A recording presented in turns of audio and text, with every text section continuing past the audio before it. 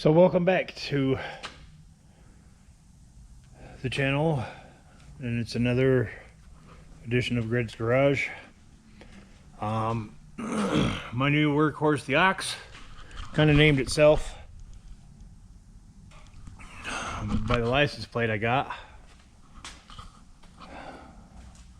This is my big white Ox, and it needs a few parts. Front end is really bouncy, so I got some shocks from rockauto.com, and it's got, I probably should replace both of them, but I'm doing what a lot of people do because I don't have a lot of money. And I got one ball joint for, if I remember correctly, it was the upper side on the passenger side. And thank you for joining us. Let's get to work.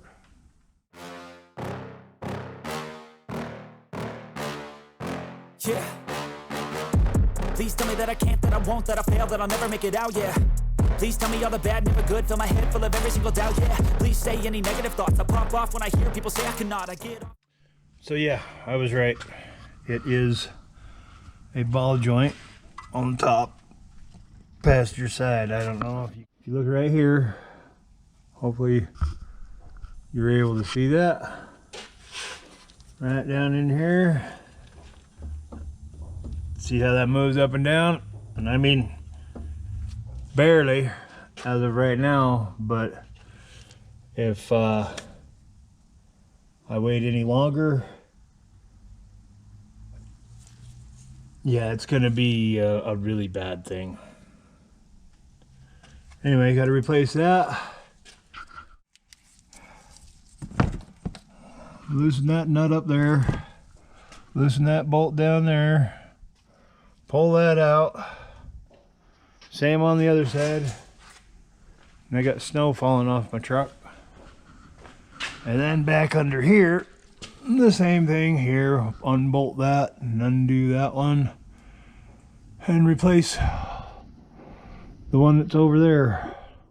Please tell me all the bad, never good, fill my head full of every single doubt, yeah. Please say any negative thoughts, I pop off when I hear people say I cannot. I get off to the thought of proving everyone wrong, I won't stop to the top, so you better back off and get lost. I'ma stay loud, stay proud, never running out, never heading south, I'll be spreading out. As you push down, which apparently has a lot of travel, should come back apart. And yep, junk.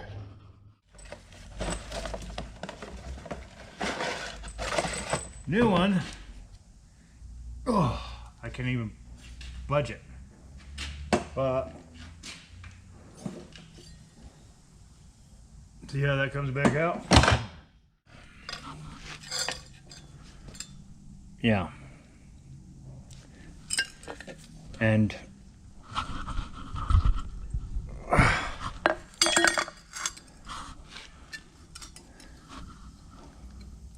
yeah, that should be doing the same as this one.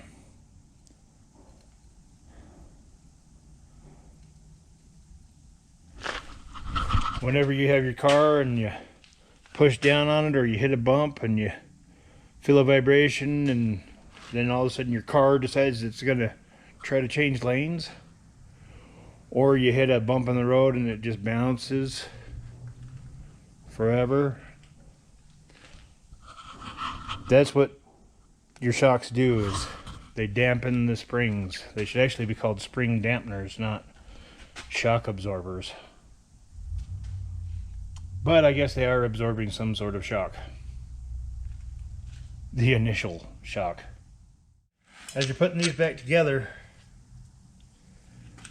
you have one side that has a big dimple all the way around, one side that has a small one, and then you got these that are cupped.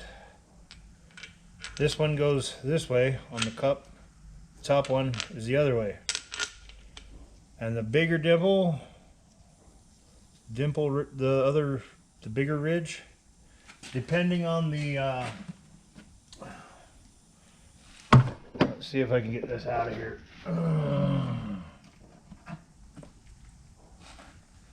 Oh look, that one had a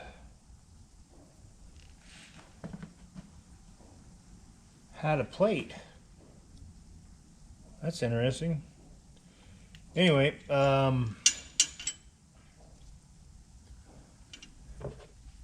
me make sure I'm not wrong. Yeah.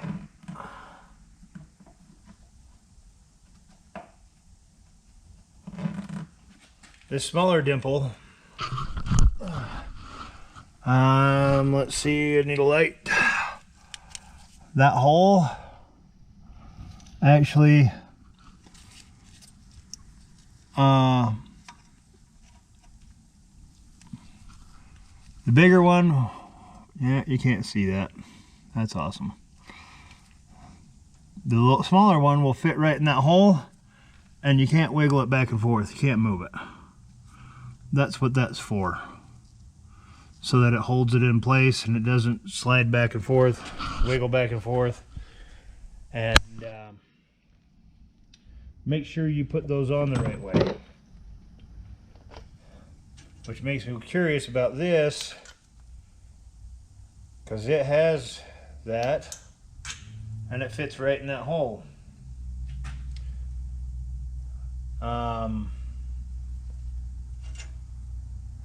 This is supposed to be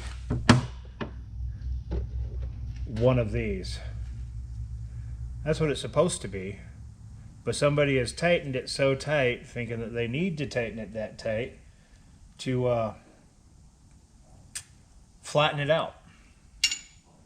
You don't need to do that. As soon as it starts to compress the rubber grommet, as soon as it starts to compress that's good enough. I guess once they start to wear, maybe you might have to tighten them back down. I've never done it. I've never done it. Never had to tighten it back down. But apparently there's people that think tightening them either helps the shock out, or I don't know. They just definitely hurt their friggin' their washers. Anyway, had to stop, let you know that, and make sure that you knew. Obviously, if you've been doing this before, you don't need that, but if you haven't and you want to be able to do it yourself, now you know. You can have it douse, not what I'm about. Have your cloud, it be raining now. I keep making sound, go another round. I'm legend bound, can't stop me now. You don't wanna fuck with me. A slow burn like a disease. Just tell me that I can and I'll show you things that you couldn't believe. Just tell me that I can. All right, got the shock back in, and not quite sure if you can see it right here. The rubber's a little bit smushed, but it's definitely not smushed like that. Those were actually 100% guaranteed as thick as those ones were when I first put them in. And that is just, that's over tightening it. You can see in there that I have threads sticking out above my nut. The top one is definitely way more compressed than the bottom one. Oh, I didn't have, sorry about that. A magnet stuck to the brake caliper. But that's probably even tighter than I needed to be. But one shock down completely and in, 3 more to go, and a ball joint. If you noticed while I was time lapsing that and I was wiggling this, as I was jacking it up with this thing, I was making sure that my my little dimple in my rubber was in the center and centered as I was going up. That way I knew that it was centered, and then tightened it down. If you're doing this in a driveway, you can actually put a jack right here, because the shock is not going to be as long as this can actually travel. But put a jack right here and lift it up, as long as you don't lift your truck up off the jack stands or do them one at a time. That way your end piece goes up through the hole and you're able to line up your rubber grommet, the dampener for the dampener.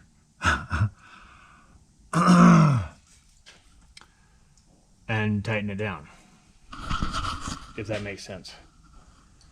I honestly want to know what you guys think about these Griggs Garage ones, because I'm not sure if you like them. They don't get as many views as the other ones. I mean, I personally like them, but I'm a mechanic for what I do, other than the off-road recovery. Been doing it for 20 plus years, and yeah, I'd like to know what you guys think about it. When I was working on the shock, the one that I took out that's down there, that finally expanded after about 45 minutes, and it should only take like maybe 30 seconds to expand the entire way from being compressed fully. Anyway, I was using a pair of channel locks on here to keep this part from spinning, because this is part of the shaft that, or piston, whichever way you want to call it, that goes in and out of the shock. The reason why I was doing that is because it didn't have a nut like this one has that I could put a wrench on in order to keep it from rotating. Otherwise you're just rotating that and you're not taking off the nut.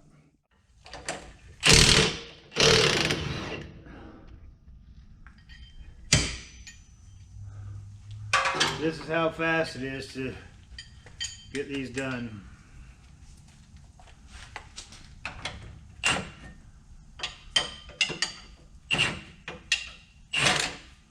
Oh yeah?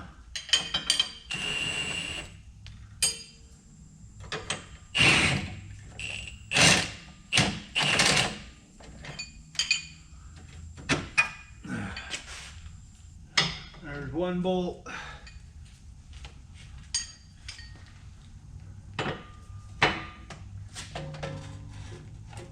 Oh, I needed an extension. That's funny.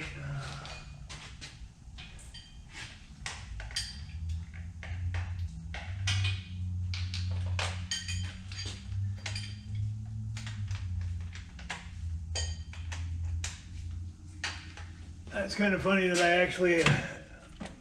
I got the other side real quick and easy, and I figured that if I was going to show you how fast it was, that I would have an issue.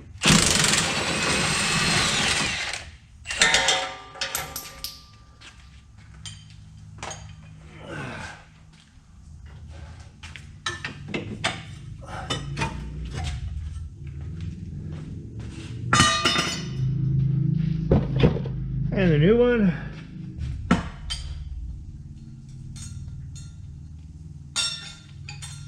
take the plastic keeper off, and it expands.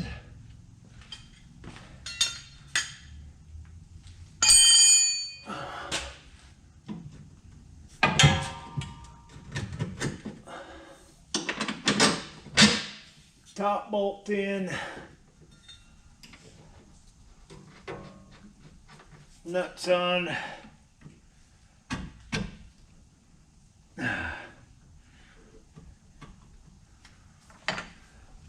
Get this up a little bit.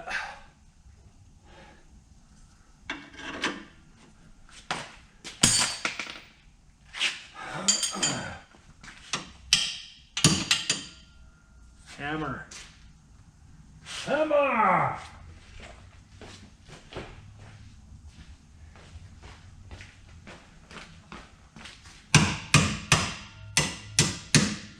Hammer!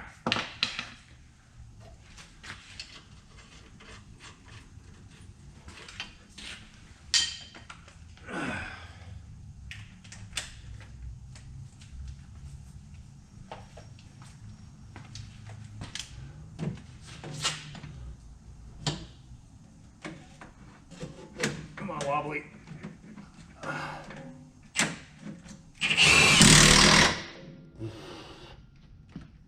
A little bit of rust.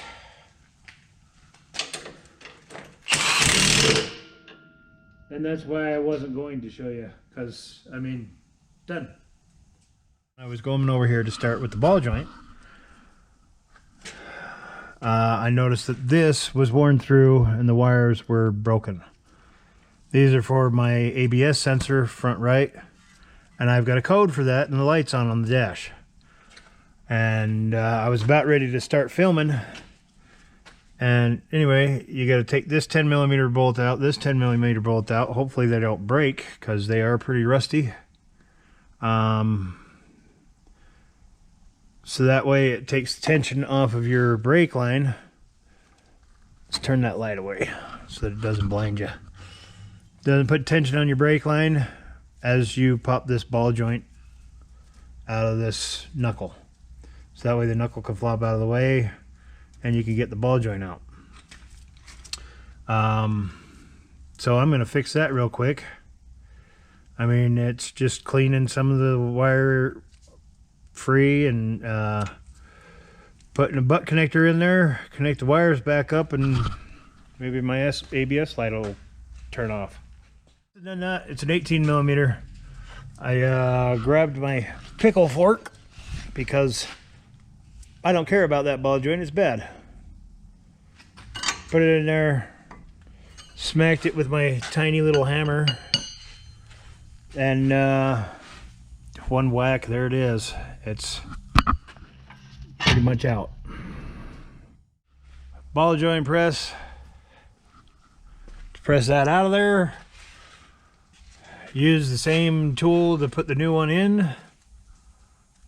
And here we go. With me, a slow burn like a disease.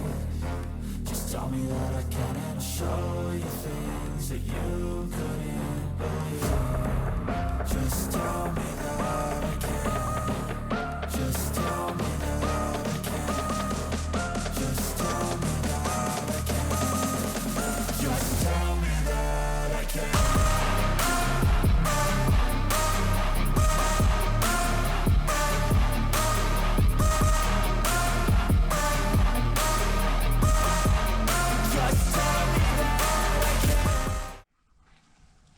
Alrighty, we've got our brake line bolted back in. It goes up and around the back side. We got our other part of our brake line bracketing in. We've got our ABS sensor zip tied down and fixed. Hopefully that will shut off my ABS light. We've got our ball joint greased. You can see it's all full of grease. I don't know if you can actually see that. We got our shocks on all four. The aux is done. Thank you for watching if you did. If you didn't, you should have. We appreciate everybody that does watch. Remember to like and subscribe and share. Comment. I don't care if you're mean in the comments. I'm not afraid of somebody being mean to me. It doesn't offend me at all. I know who I am. And I like me. Y'all have a great day.